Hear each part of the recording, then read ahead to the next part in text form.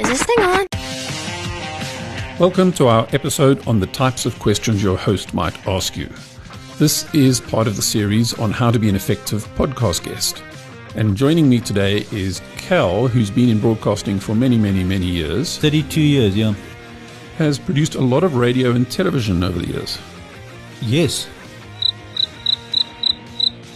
Okay, that was awkward, but a clear demonstration of not really asking a clear question that's intended to get some information out of you. There's two ways of asking a question. There's the closed and there's the open-ended.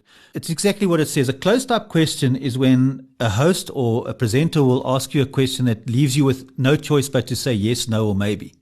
That doesn't really bring out any information. It has its place when you're doing a quick whip around and everybody's going to say yes, no on a vote or something like that. So it does have its place. It's not wrong.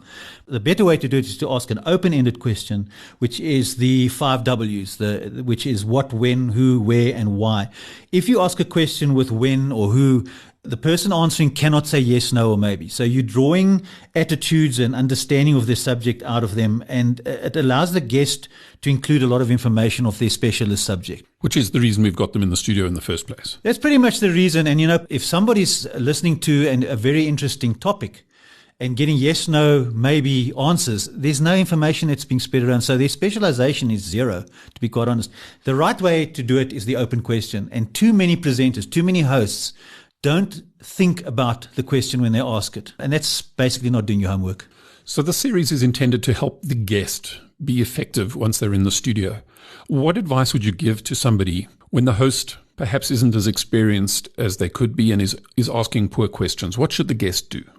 If they know their specialization, if they know their topic, they can pretty much hijack the podcast and run with their information and the message that they want to get out there. It's important to them that that's what happens, that their message gets out. So if the host is ignoring that, if the host is not giving the right questions, the guest can basically do it himself or herself. They can ask themselves the question. They can make it as a statement and answer the statement. So they can make it pretty straightforward. There's no reason that a guest shouldn't take over if it's running badly. So that would be something like, Cal, thanks for joining us today. What was your journey in broadcasting? There was a what question in there.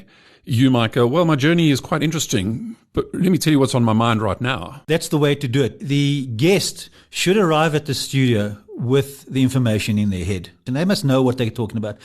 Particularly, they must know the end message. Whatever that end message is that they've got to get out there, that is the most important thing that they have to achieve at that podcast, at that recording. And so long as that message goes out, it doesn't really matter how the question comes across. So the guests themselves can present that message without the host prompting them. So if I'm hearing you correctly, what we want our listeners to take away from this is be aware that a question could be asked poorly, but don't let that throw you off your game, and make sure that you are still delivering value and content in your answers. I don't think a guest should accept walking away from the recording without their message being sent out, the one that they were prepared to bring in the first place. And if they can keep that in mind, it doesn't really matter which way the host goes. It's up to the guest to make sure that that message goes out. Cal, thanks for joining me. Did you have as much fun as I did? No. You've been listening to another production from Solid Gold Podcasts.